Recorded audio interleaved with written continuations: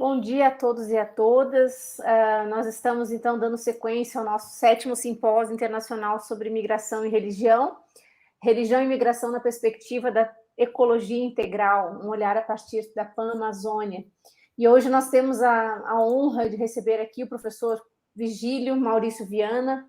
Ele é engenheiro florestal, é PhD em Biologia pela Universidade de Harvard, tem o pós-doutorado em Desenvolvimento Sustentável pela Universidade da Flórida, é livre docente em Ciências Florestais pela Universidade Superior de Agricultura Luiz de Queiroz, na USP, foi professor do Departamento de Ciências Florestais da USP de 89 a 2003, secretário do Estado de Meio Ambiente e Desenvolvimento Sustentável do Amazonas de 2003 a 2008. Professor Vigílio é ex-presidente da Associação Paulista de Engenheiros Florestais e da Sociedade Brasileira de Etnobiologia e Etnoecologia. Já orientou mais de 20 teses de doutorado e mestrado. Atualmente, ele é superintendente-geral da Fundação Amazonas Sustentável, professor colaborador do curso de pós-graduação do Instituto Nacional de Pesquisas da Amazônia, o INPA, intitulado Gestão em Áreas Protegidas da Amazônia. Coordenador da Rede de Soluções para o Desenvolvimento Sustentável, iniciativa da ONU, é membro da Comissão de Ética e Ação para o Desenvolvimento Sustentável da Pontifícia Academia de Ciências do Vaticano e presidente do Conselho de Administração da Aliança para a Bioeconomia da Amazônia. Esse vasto currículo nos dá a dimensão do privilégio que nós temos de ouvir o professor Vigílio, então, que hoje vai compartilhar com a gente um pouco das suas reflexões. Professor Vigílio, muito obrigada pela sua disponibilidade e eu passo a palavra para você, então. Tá ótimo, Suzana, muito obrigado pela introdução e pelo convite. É um privilégio meu também falar com um grupo tão seleto e especializado nesse tema. Eu estava olhando o programa, eu acho que já cobriram um vasto material, e então aí parabenizo aí a PUC e aos parceiros da PUC nessa iniciativa. Eu não tive a oportunidade de acompanhar todo o evento, então eu presumo que o conceito de ecologia integral já tenha sido abordado pelo professor Fábio Baggio, o tema da migração sob a perspectiva da Peru e Colômbia já tenha sido abordado também pelos que antecederam, e também a mesma coisa no Cone Sul. E vocês me pediram para abordar os desafios internacionais da Panamazônia nesse contexto, no contexto das migrações. E eu vou iniciar falando de algo não óbvio.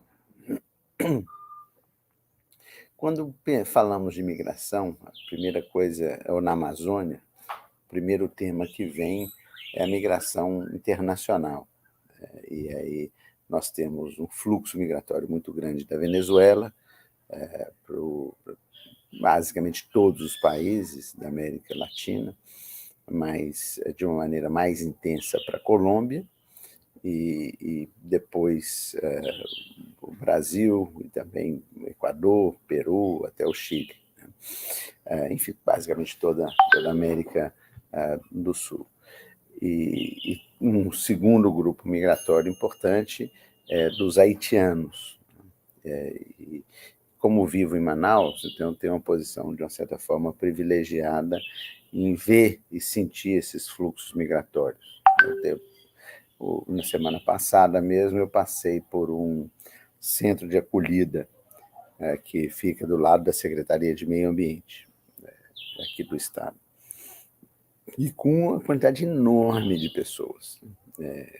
Manaus tem isso, então eu tenho um pouco dessa visão de quem está vivenciando isto em Manaus, mas também nas outras cidades da Amazônia que eu conheço e visito com regularidade, tanto dentro do estado do Amazonas, quanto Belém, Letícia, na Colômbia, Iquitos, no Peru, enfim, locais onde, por uma razão ou por outra, tenho a oportunidade de visitar pessoalmente. Mas, antes de falar da migração internacional, eu queria falar da migração nacional. Porque o simpósio trata de migração como um todo. E uma migração mais silenciosa e que talvez não chame tanto atenção, porque ela não é catastrófica, né, no curto prazo, ela não tem esses contornos dramáticos, né, da chegada de fluxos grandes em curtos períodos de tempo, é a migração da floresta para a cidade. A Amazônia, ela tem a sua grande maioria, né, da população em todos os países, praticamente todos os países, na uma migração do interior para as cidades. Esse não é um fenômeno exclusivo da Amazônia, é um problema da América do Sul como um todo, do mundo como um todo, processo de urbanização. O mundo passa por isso, por uma série de questões tecnológicas e econômicas, de natureza econômica, mas nós temos uma tragédia que é muito pouco analisada, a meu ver, ou melhor, menos analisada e menos debatida do que o necessário, que é a migração da floresta para a cidade. 80% da população da Amazônia, 80%, é urbana.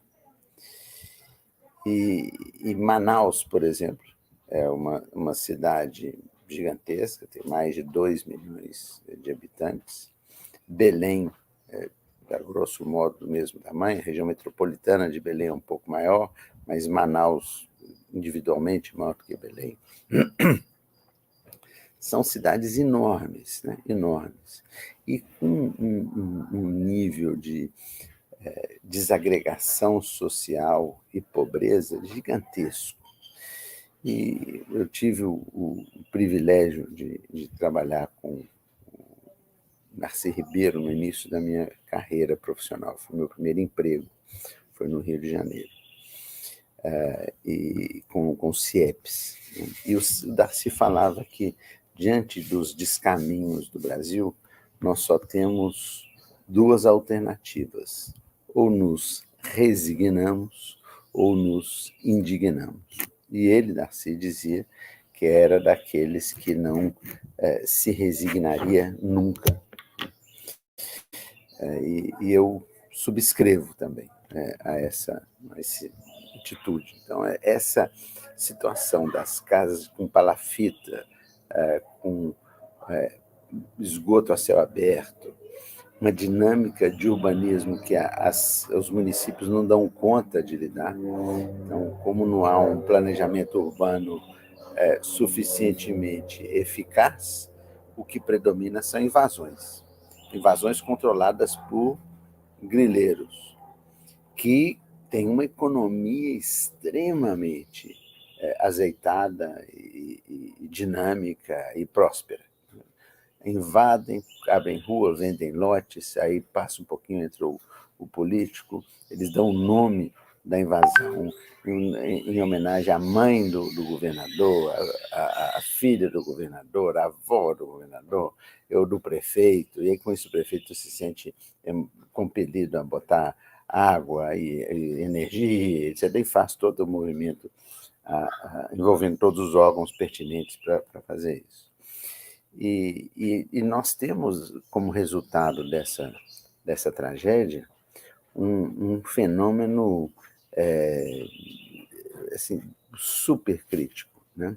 Que é a perda do saber tradicional. Eu tive a oportunidade de ser presidente da Sociedade Brasileira de Etnoecologia e Etnobiologia, na minha fase da vida acadêmica. E uma das coisas que, para mim, é muito importante é reconhecer a riqueza e o valor do saber das populações tradicionais e dos povos indígenas. E esse saber vai se perdendo. Então, tem um problema, tem várias dimensões dessa migração silenciosa da Amazônia, que é, de um lado, a baixa qualidade de vida das pessoas que vêm morar nas áreas marginalizadas dos centros urbanos da Amazônia, e isso com todas as mazelas, né, que isso acarreta, e que depois eu vou elaborar um pouco mais. Mas tem um saber que essas pessoas, ao virem para a cidade e ao perderem o contato com a natureza e com o próprio sistema tradicional de reprodução de saberes, esse conhecimento vai desaparecendo, né? Então tem uma perda enorme. Eu chamo disso de erosão cultural. Então eu queria deixar para vocês primeiro esse conceito da erosão cultural, perda do saber biológico, etnoecológico, etnofarmacológico, enfim, todos os saberes tradicionais desses povos. E isso tem a ver com o futuro da Amazônia, porque um dos grandes desafios que nós temos, e falo isso como quem está na batalha aqui, né, do enfrentamento do desmatamento, na linha de frente aqui, a gente trabalha em 28 unidades de conservação e em outras tantas terras indígenas, mais de 900 comunidades. Durante a pandemia, a gente chegou a mais de 7.500 comunidades e aldeias indígenas. A gente vivencia essa realidade de uma forma muito intensa.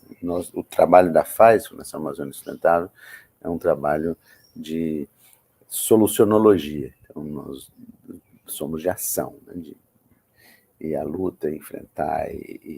Então, essa perda de saberes, ela é muito importante porque ela mina a perspectiva da bioeconomia amazônica. E aí eu queria deixar com vocês um outro conceito, né? O conceito da bioeconomia amazônica, que é a bioeconomia a partir da biodiversidade da Amazônia. E tem até um artigo que eu escrevi na revista do IPEA, quem quiser dar uma olhada, chama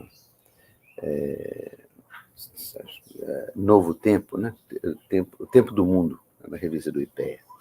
Agora, tem um ou 2 meses que foi publicado.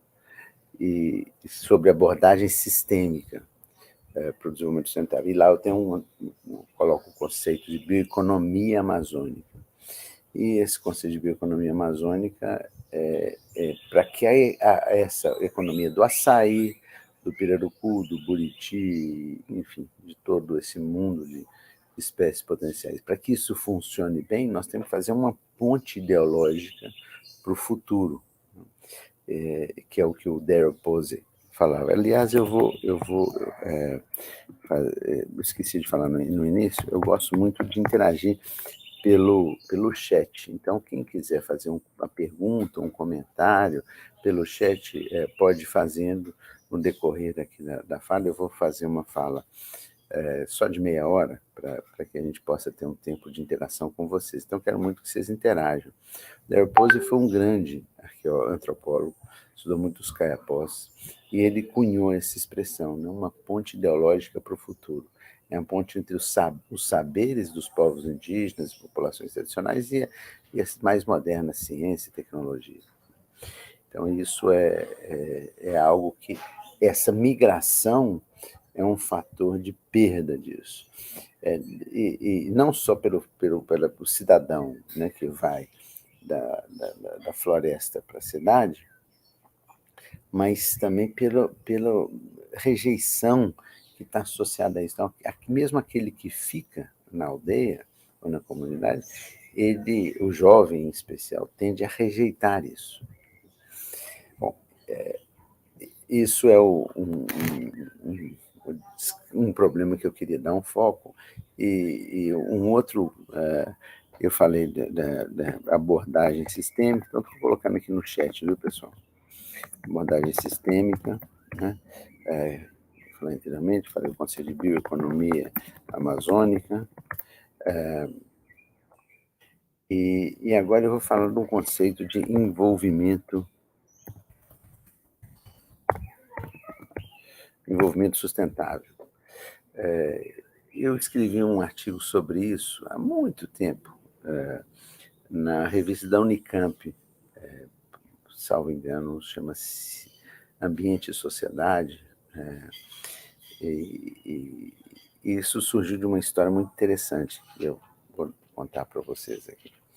Eu estava dando um curso de pós-graduação, à época eu era professor da Exalc, da USP, lá em Piracicaba, e eu dava sempre um curso de campo que chamava Manejo Florestal Participativo por Populações Tradicionais. Então, pegava os alunos e passava umas 2, 3 semanas acampado numa vila de pescadores na Mata Atlântica, ou pescadores, ou extrativistas, enfim, populações tradicionais da Mata Atlântica, caiçaras, né? E eu tenho uma época que eu estava muito interessado nessa ponte entre a ciência e a arte, porque a ciência ela tende a ser reducionista e tem muita dificuldade de ver o todo. E as artes não. Um artista, quando ele está representando um quadro, né, como Guernica, ele está descrevendo a situação inteira, não está olhando só para o problema, né, do sofrimento da criança, ou do isso, daquilo, está olhando para o todo. Uma música de um grande artista, tipo o Bob Marley, né, que fala stand up, né? Stand up for your rights, né? Se levante pelos seus direitos, né? Ele está falando de um todo, né? Então, nessa época, eu estava muito interessado nisso. Eu convidei um artista, caiçara, maravilhoso, chamado Luiz Perequê, para cantar na chegada do grupo. E ele canta mais ou menos nessa linha do Elomar, Xangai, música de raiz, né? E foi lindo, a gente chegou todos com mochila, caminhamos umas 2 horas, o ônibus atrasou, chegamos à noite, já com a lanterninha pequenininha, chovendo, então todo mundo caindo, foi uma epopeia. Aí fomos dormir numa escola, a primeira noite nós passamos dentro de uma escola, todo mundo dormindo em saco de dormir. E aí o Perequê canta a história da Estrada Rio Santos, que abriu o litoral brasileiro, né, entre o Rio de Janeiro e Santos, para a especulação imobiliária, asfalto. E aí ele conta que aquele caiçara que achava que o lugar onde ele morava era o pior do mundo, porque era distante, tinha muito pernilongo, carapanã, maruim, borrachudo, essas coisas. E aí aparece uma pessoa num carrão e fala assim, tá aqui essa pilha de dinheiro, né? Eu vou te dar pelo seu terreno. Ele resiste uma vez, 2 vezes, 3 vezes, acaba vendendo. Aí ele descreve a situação isso não em música, né? De 2 caras varrendo rua em Angra dos Reis, e falando, pois é, que saudade do nosso tempo que a gente morava lá não sei aonde, na comunidade tal e tal, onde nós acordávamos às 4 da manhã para pegar a isca que ia ser colocada na armadilha do caranguejo, aí dependendo da maré a gente fazia isso, dependendo da lua a gente fazia aquilo, a gente era envolvido com aquela natureza, né? Então agora nós fomos desenvolvidos, é o desenvolvimento. Nós estamos aqui na cidade, moramos numa favelinha aqui, a gente vai em rua, então esse é o desenvolvimento. Aí com base nisso, eu inventei esse conceito de envolvimento sustentável. Foi na hora, eu falei, não, então o paradigma nosso deve ser o envolvimento sustentável. E esse artigo acabou sendo bem influente, até foi o tema de congresso de antropologia, numa certa altura da história. Então eu acho que o conceito do envolvimento é muito importante. A gente não pode se resignar diante dessa migração das cidades, da floresta para a cidade, né? Na Amazônia. Porque na Amazônia é diferente de outros lugares, que em outros lugares você tem a migração rural urbana, né? Aqui é a migração da floresta. Então esse envolvimento sustentável é o nosso maior desafio. E aí eu queria parar aqui um pouco dessa parte, digamos, mais conceitual e mais escrevendo o contexto, para compartilhar com vocês algumas imagens, né? Como enfrentar esse tema do envolvimento sustentável na prática na Amazônia? Bom, a gente tem muitas maneiras de fazer isso, e eu vou citar aqui, primeiro eu vou colocar uma foto, né, para ilustrar. Isso. Então, eu acho que o foco principal tem que ser em educação. Nós precisamos de uma revolução na educação. Desculpa pelo inglês aqui, eu acabei de ver que está numa apresentação em inglês. Nós temos que investir muito numa revolução da educação pela ecologia integral. Volto a dizer, eu presumo que o conceito de ecologia integral já tenha sido abordado pelos colegas que antecederam. As escolas da Amazônia, como regra, elas dão muito pouco ou quase nada de conteúdo voltado para a realidade amazônica. Muito pouco, né? Muito pouco de temas relacionados, por exemplo, à agenda ambiental local, ou agenda social, né? Manejo do pirarucu, a produção de farinha orgânica, a educação empreendedora para a biodiversidade. Então, o jovem, por que o jovem emigra? Ele emigra para a cidade porque ele não vê nenhum exemplo de alguém prosperando, prosperando economicamente e do ponto de vista social, etc., nas suas comunidades.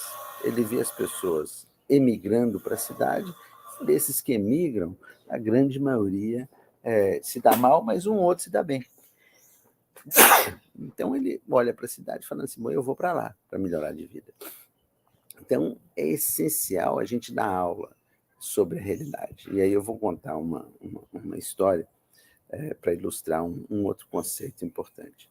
A uma certa altura, eu estava no governo, eu era secretário de Estado, e aí eu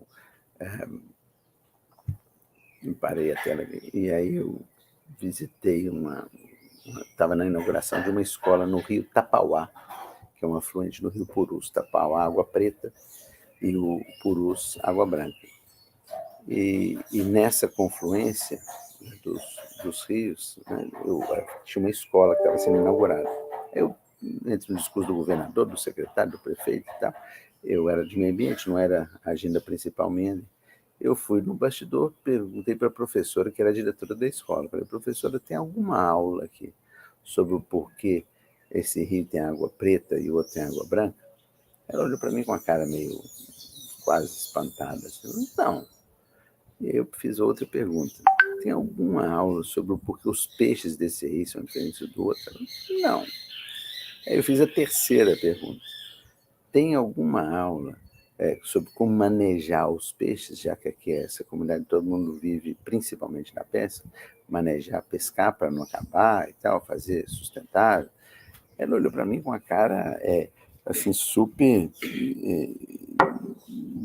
falei assim, o que é isso? Aí eu fui até a biblioteca, fui ver os livros que estavam sendo entregues no dia da inauguração da uma bonita escola. Tinha lá 6 livros de Sócrates, literatura brasileira, José Lins do Rego, Jorge Amado, etc. Todos esses autores, então, livros de química complicadíssimos, né?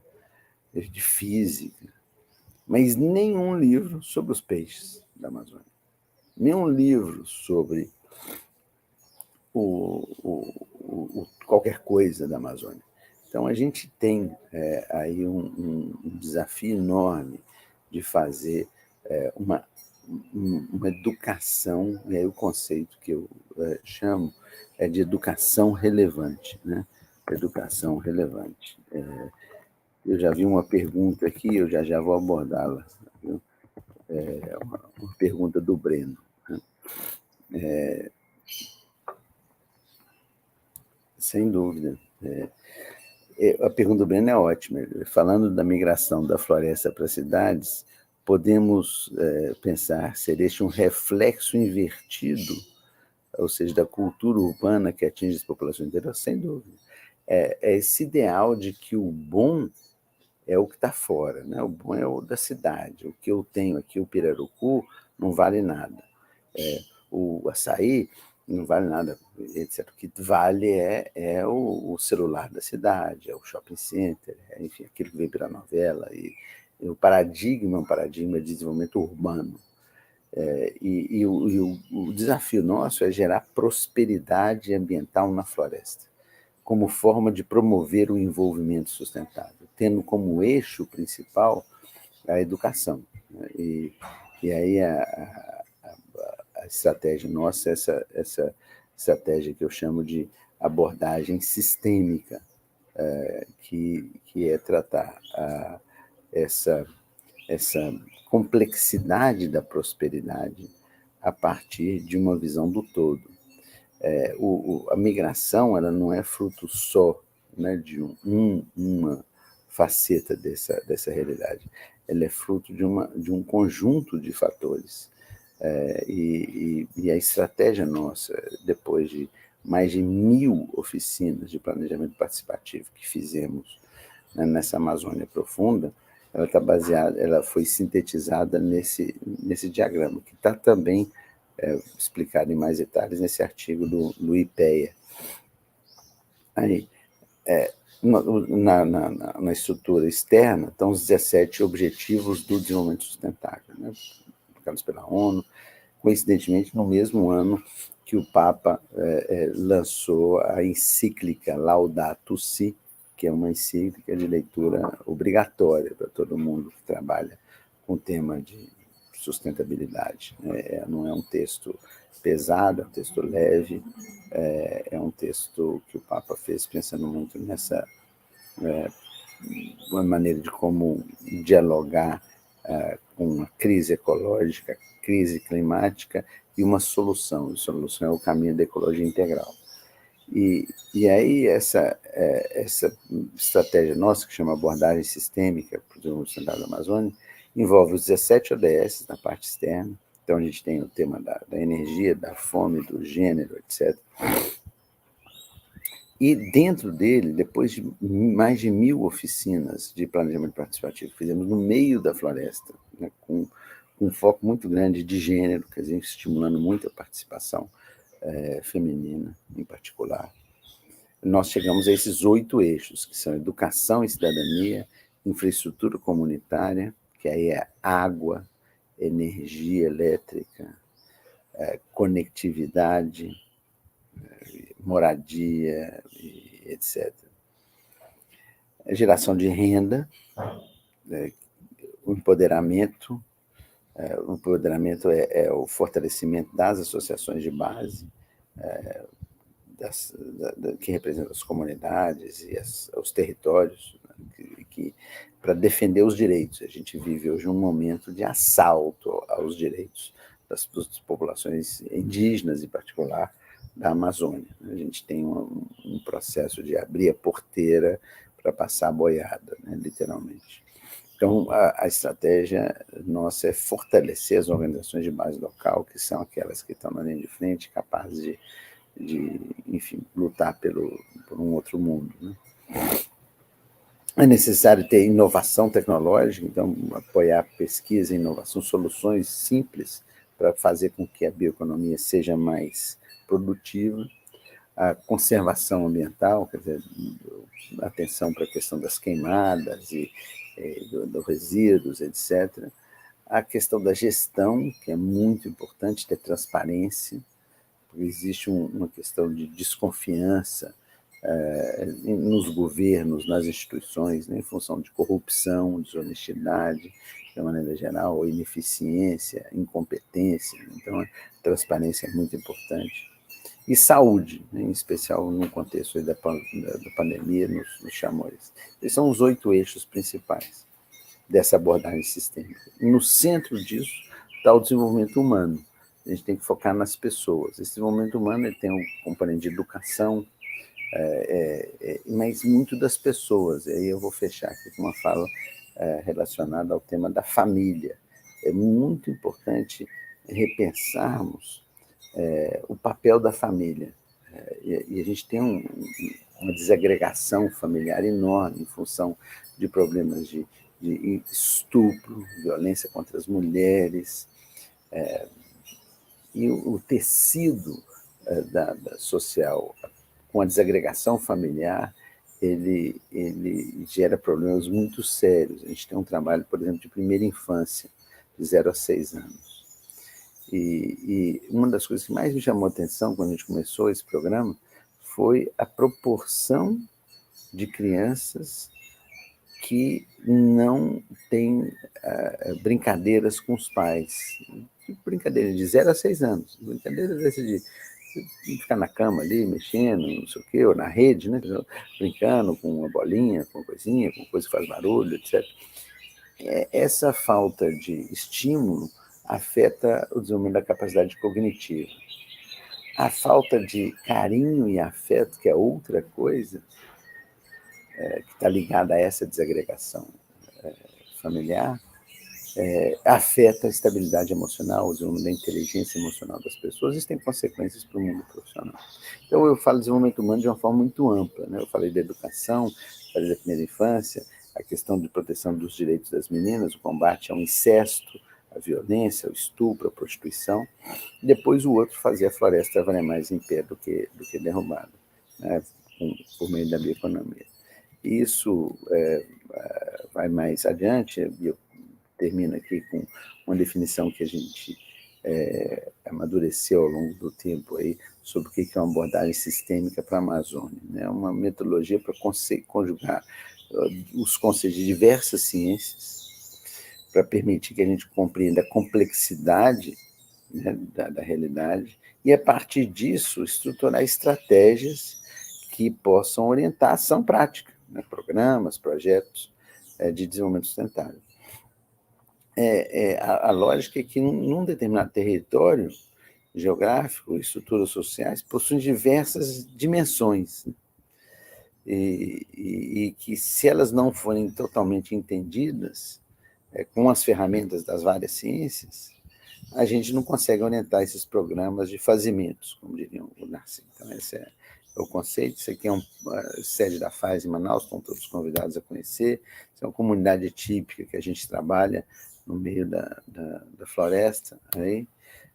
Isso aqui é o que eu estava mostrando, a gente construiu 8 mini-universidades como essa no meio da floresta. A gente está dando curso de nível médio, no curso técnico pós-médio, 1.000 horas aula, e depois nível universitário, sempre em parceria com os governos, órgãos de governo, seja município, estado, união, etc. Então, sempre procurando parceria com as instituições, e essa é uma outra mensagem importante. Para que a gente consiga fazer a abordagem holística, a gente tem que desenvolver um arco de alianças e atuar em redes. E aí que é um exemplo do manejo do pirarucu, né, que é uma coisa que a gente conseguiu fazer com que o pescador passasse de R$ 3,50 para R$ 9,80, né, o valor que ele recebe pelo pirarucu, diminuindo a intermediação na cadeia produtiva. Esse enfoque humano que eu mencionei para vocês, esse aqui é uma turma que estava numa determinada oficina, um enfoque muito grande de construção de soluções a partir da visão das pessoas, e em especial das mulheres, e tem uma teoria da mudança, que eu não tenho tempo de entrar aqui, mas acho que é uma maneira interessante de amarrar essas coisas todas. E aí, paro aqui um pouco com isso aqui, só com essas imagens aqui para vocês ilustrarem. Esse aqui é o que eu estava falando do pirarucu, né, que a gente tem um trabalho com mais de 2.000 famílias e que teve esse impacto do ponto de vista da receita, né? E aqui está em português, é melhor. Então, aqui, essa mini universidade a gente chama Núcleo de Conservação e Sustentabilidade, tem escola, e a gente faz em parceria com o governo do estado, ensino fundamental e médio. Aí depois tem um laboratório multiuso, que a gente oferece complementarmente outras coisas.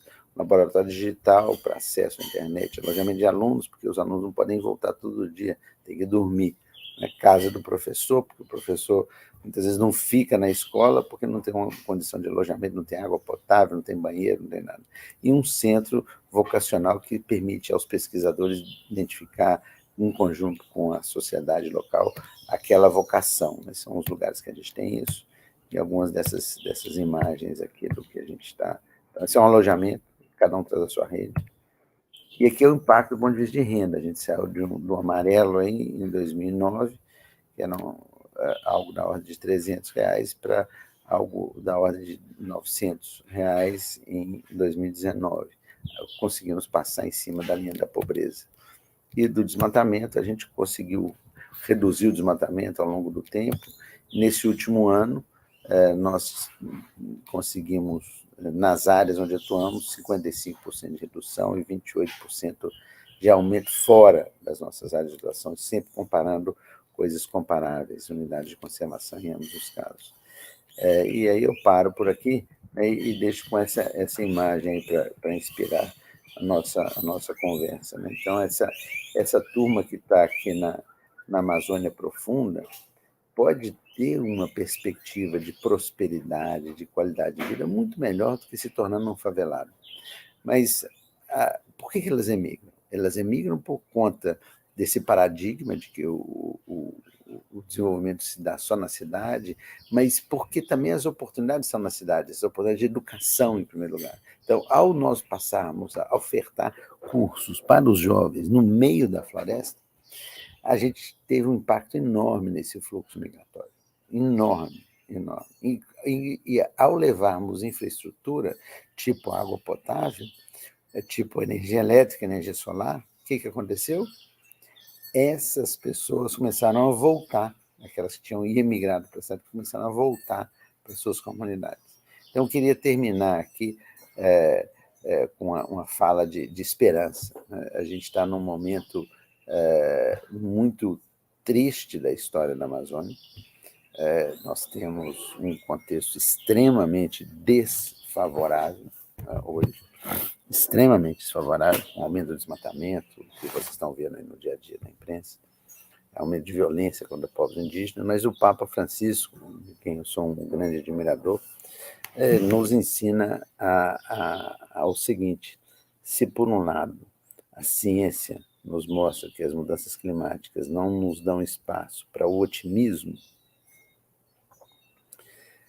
nós temos a obrigação moral e ética de manter acesa a chama da esperança.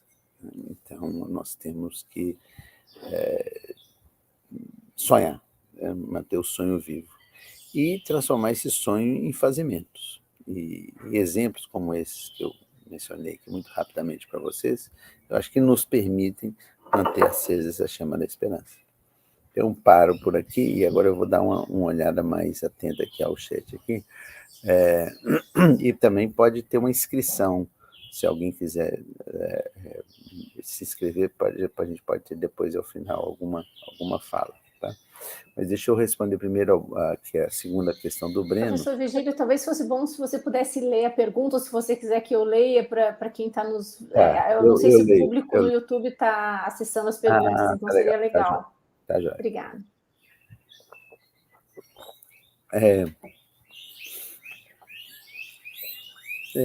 O Breno fala que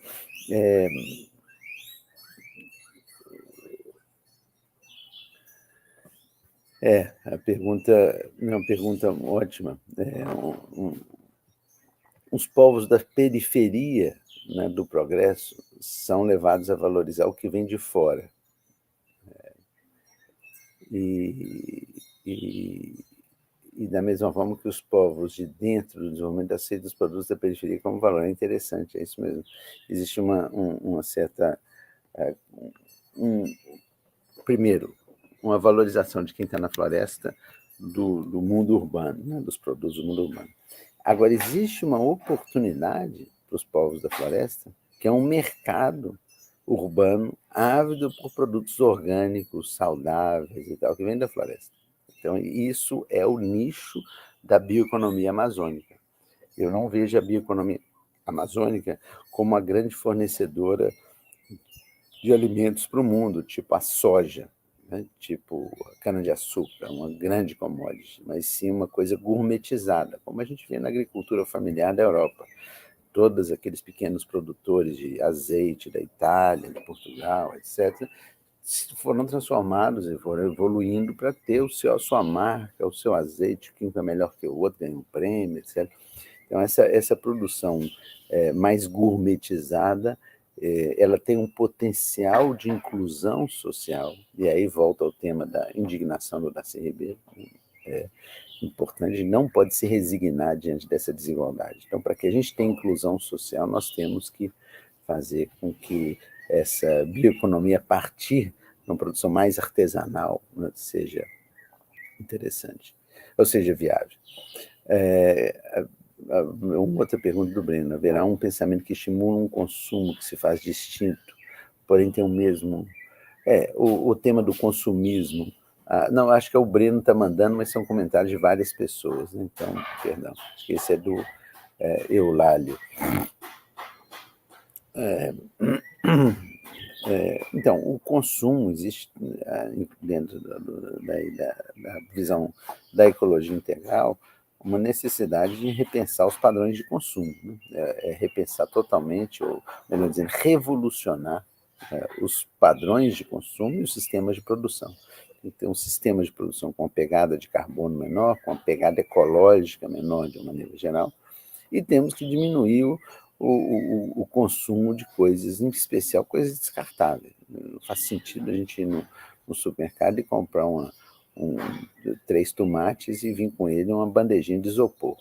Isso não tem pé nem cabeça, não faz sentido. Então a gente tem que mudar essa questão de embalagens, a cultura do descarte. A Greta Thunberg, que é, né, uma ativista muito interessante, né, na sua postura e na sua fala, ela fala que há 2 anos ela não compra nada. E a última coisa que ela comprou foi um casaco de frio usado, né, há 2 anos. Então, acho que é isso, estimular o brechó, a cultura do reaproveitamento, e a indústria também se abastecer de produtos que sejam mais sustentáveis. E aí tem toda a questão de ciclo de vida dos produtos, que é possível analisar desde o nascimento do produto até a morte dele, até o descarte dele, qual que é a pegada. Então, tem plástico que já é, né, passível de ser decomposto, então é diminuir o uso de produtos que viram lixo, né, que a gente não consegue reciclar de forma nenhuma, aumentar a reciclagem, enfim. Então a questão do consumo tem essa dimensão. A Ellen,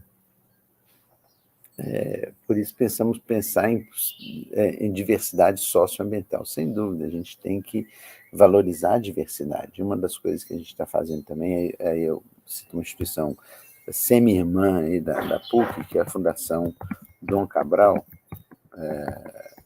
em Minas, que tem um programa muito interessante, chama Imagine Brasil, que eu fui convidado a contribuir, e esse Imagine Brasil é um projeto de repensar o Brasil que sonhamos. Qual que é o sonho de Brasil que todos nós temos, né? Como é que a gente consegue articular isso dentro de uma visão nacional acima dos partidarismos políticos, né, que temos? E uma das coisas que a gente está trabalhando, eu estou coordenando o componente ambiental dessa iniciativa, é o conceito de identidade da alma nacional. É muito importante fortalecer a nossa identidade como nação com a conservação dos povos, da diversidade, a conservação das florestas. Um conceito que eu tenho lapidado aí nesses últimos meses é o conceito de prosperidade ambiental. Vou colocar aqui no chat. Esse conceito é o seguinte: nós não seremos um país próspero, nunca, se nós tivermos os rios poluídos, as praias poluídas, as baías e lagoas, as águas nossas sujas. Então, a gente tem que ter a prosperidade nacional, ela requer limpar tudo. E é possível limpar. Todos esses países europeus, os rios deles eram iguais ao Rio Pinheiros em São Paulo, ou a Lagoa Rodrigo de Freitas no Rio de Janeiro, ou o Rio Arrudas em Belo Horizonte, né? Ou aqui os igarapés de Manaus, Recife, etc. Né? E foi possível despoluir. Então nós temos que limpar todas as águas brasileiras. Segunda coisa que é essencial para a prosperidade ambiental do Brasil é limpar o ar. Nós temos hoje um nível de poluição do ar que é diversas vezes mais, 5, 10, 20 vezes mais o permitido ou recomendável pela Organização Mundial de Saúde, não só em cidades grandes como São Paulo, mas também em cidades do interior de São Paulo, por causa da queimada da cana, também em cidades do interior da Amazônia, por causa da queimada das florestas. A gente tem níveis de poluição do ar em várias cidades da Amazônia, durante os meses de seca, que são piores do que o de São Paulo. E não é só doença respiratória. Eu gravei um podcast outro dia com o professor Paulo Saldiva, da USP, sobre essa dimensão de saúde pública, né, relacionada às queimadas na Amazônia. Então, tem doenças cardiovasculares associadas à poluição do ar. Diabetes, Alzheimer e a lista é comprida. Nós temos que despoluir o nosso ar. Então, limpar a água, despoluir o ar. E a outra coisa que nós temos que fazer é conservar as nossas florestas, parar zero o desmatamento. E não é só da Amazônia, é também da Caatinga, também do Pantanal, onde está entrando a soja, né? O Cerrado, que está sendo o mais ameaçado de todos, né? A Mata Atlântica, historicamente, a mais detonada, e os Pampas, né, gaúchos, e outros ecossistemas, outros grandes biomas que o Brasil tem. Então, nós temos que parar imediatamente com isso.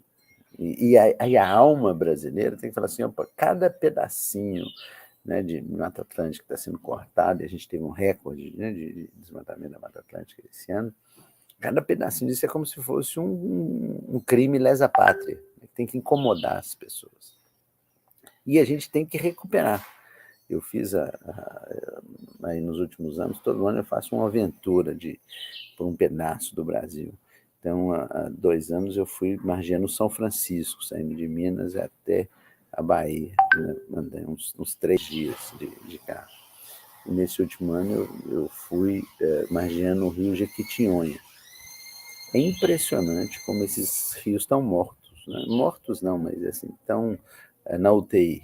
Melhor dizer. Tem sempre um peixinho aqui, outro ali, que ainda resiste, né? Mas estão muito cheios, muito assoreados, né? Poluídos e etc. É um crime. Então a gente tem que limpar isso. Então esse é o conceito da prosperidade, que envolve essa coisa da diversidade. Eu falei isso para a Ellen também.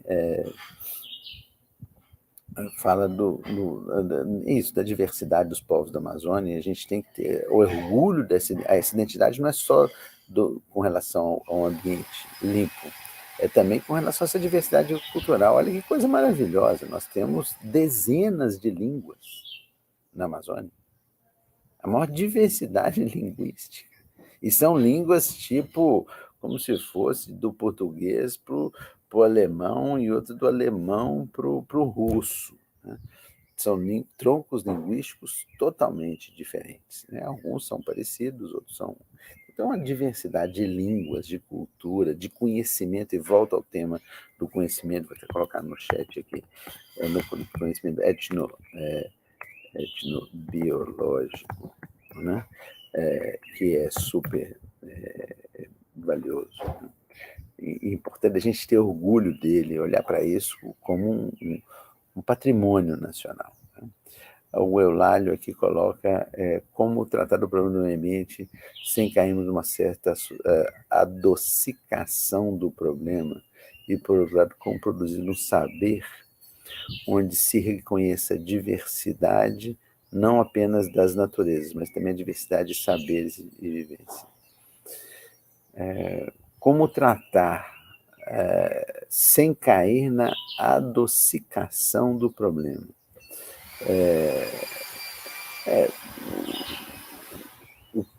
E como produzir um saber que reconheça a diversidade dos saberes e vivências.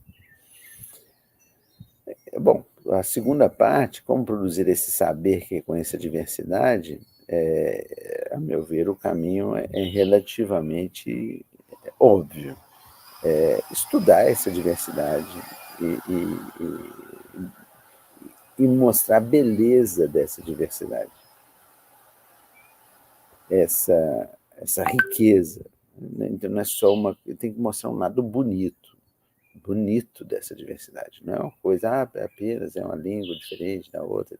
Não, tem uma coisa maravilhosa, que a gente tem que ter orgulho. A gente não paga para ver uma ópera, né, na Broadway, né, porque é uma coisa dali, da cultura deles ali. Da mesma forma, não paga para ver o Carnaval no Rio de Janeiro, ou a Festa do Boi em Parintins. Né? A Festa do Boi em Parintins é um belíssimo exemplo. Né?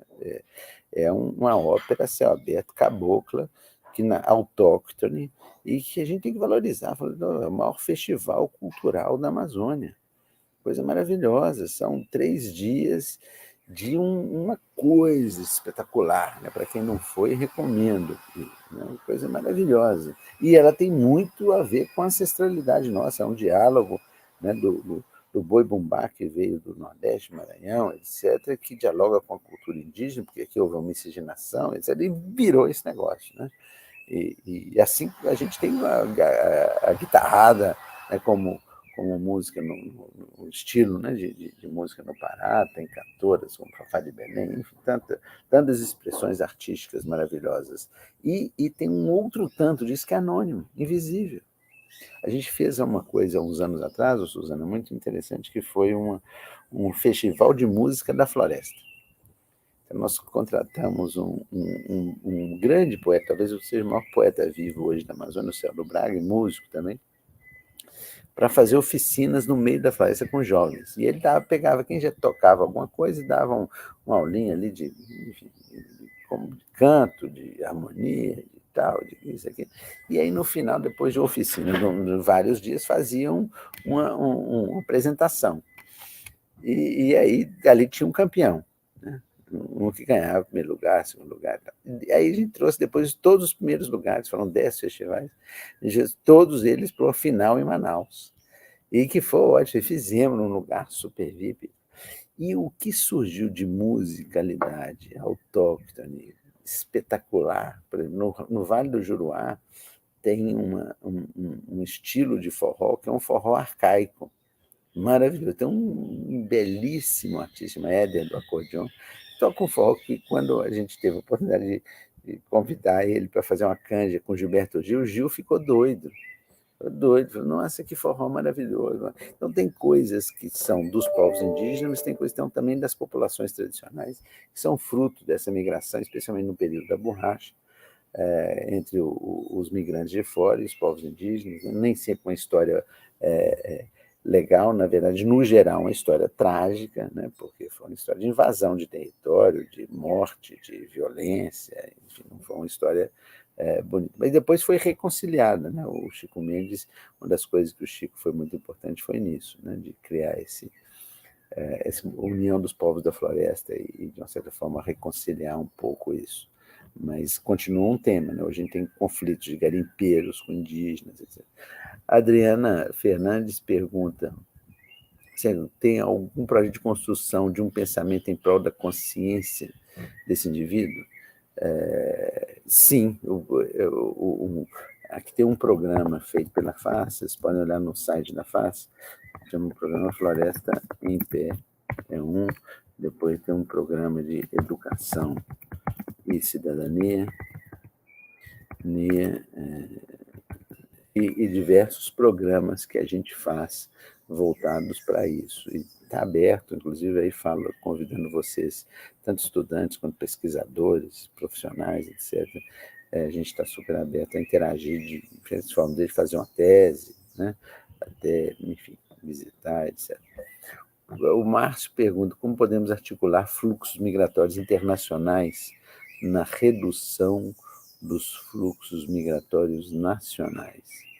Bom, eu falei pouco aí dos venezuelanos, né? Falei só rapidamente, mas a gente tem uma oferta hoje de mão de obra em lugares como Manaus, Boa Vista, etc., muito grande, né? E isso, de uma certa forma, diminui a empregabilidade de quem vem do interior. Então, compete, para o bem ou para o mal, mas isso tem a mesma coisa com os haitianos, ainda que tenha diminuído agora o fluxo de haitianos. A Berenice chamou a minha atenção a observação de falta de jogo infantil compartilhado com os pais. Há psicólogos, mas você sim, a gente tem um trabalho que envolve psicólogos, assistentes sociais, agentes de saúde e especialistas em primeira infância. Então, a gente tem um comitê científico que nos orienta. Nós fizemos um guia para a visita domiciliar dos agentes comunitários de saúde. Então, uma das estratégias da Fundação Amazônia Sustentável é aprimorar as políticas públicas. Então, hoje nós temos em toda a Amazônia brasileira o agente comunitário de saúde. E uns estados têm mais, outros têm menos, um município tem mais, outro tem menos. Mas, de uma maneira geral, ele recebe uma caixa de remédio e fala assim, boa sorte. E vai lá e se vira. Então, o que a gente fez? A gente fez cursos de formação técnica para a primeira infância, para os agentes de saúde. E isso foi uma revolução. Então, cada um recebeu um livro com 100 e tantas visitas, uma para cada mês, e com uma coisa bem objetiva, que você tem que medir. Tem que medir a altura, o peso, o tamanho da circunferência do crânio, aí fazer o teste A, o teste B, o teste C, e aí depois a gente colocou isso num tablet. Então, com alguns a gente já consegue trabalhar até com tipo, como se fosse um online ou um offline helpdesk ali, que diagnosticar um problema, ele consegue, enfim, ter ali um vídeo, por exemplo, para mostrar para o pai ou para a mãe a importância de brincar com a criança. A Ellen conhece alguns projetos desenvolvidos pela FAES. Então, beleza. Então, estamos aqui na reta final, devolvo para a Suzana aí. Tá certo, professor. Uma belíssima aula. Eu queria só destacar duas coisas. Eu também queria fazer uma pergunta, então prometo que vou ser muito breve. Eu achei muito interessante, me toca muito essa fala tua que tu trouxe do Darcy Ribeiro, de da gente não se resignar, da gente se indignar. E me chamou muito a atenção essa proposta de uma revolução no campo da educação, né? Como mãe de crianças pequenas, a gente ainda presencia, em pleno século XXI, celebrando o Dia do Índio, as crianças chegando em casa com cocais de papel e colares de macarrão, né? Aqueles estereótipos extremamente prejudiciais para o debate. E aí, enquanto você falava, eu fiquei pensando se é uma pergunta bastante simples, mas se há alguma produção pedagógica no sentido de valorização dessa produção, dessa riqueza ambiental que você mencionou, no âmbito do governo federal, há projetos de inserção desses termos, desses debates nas escolas hoje no Brasil? Olha, no governo federal a gente não encontra aí um polo de coisas inovadoras e sensatas, né? Para usar uma abordagem bem suave. A gente tem alguns estados que estão fazendo coisas legais, alguns municípios fazendo coisas legais. Nós fizemos um diagnóstico muito legal, que chama Radar da Educação na Amazônia. E a gente identificou experiências de boas práticas, isso está tudo no nosso site. E a gente fez isso com o Instituto Unibanco, com diversos especialistas, mapeando assim, o que tem de coisas promissoras. Então, tem coisas muito legais na educação na Amazônia. A Casa Familiar Rural, o programa da FAES, o programa da Prefeitura de Manaus, tem várias coisas muito legais, então não é um deserto, né? Tem muita coisa legal sendo feita. Certo, professor, muito rica a tua fala, muito interessante trazer para a gente esse entendimento da migração como uma faceta de um problema muito mais complexo, muito mais profundo. Nós agradecemos em nome do programa de pós-graduação em Ciência da Religião, em nome do pessoal do evento, nós agradecemos muito a sua fala. Eu queria apenas lembrar, então, que a gente encerra aqui a fala do professor Virgílio, e que nós teremos hoje, às 14 horas, eu queria convidar quem tiver interesse em participar, teremos as mesas de comunicações, e para quem quiser acessar, os links foram enviados para as pessoas que foram inscritas no evento. Eu agradeço, então, mais uma vez, professor, desejo a todos e a todas um bom dia. Muitíssimo obrigado, Suzana, e um belo dia a todas e a todos. Obrigada. Tchau, tchau.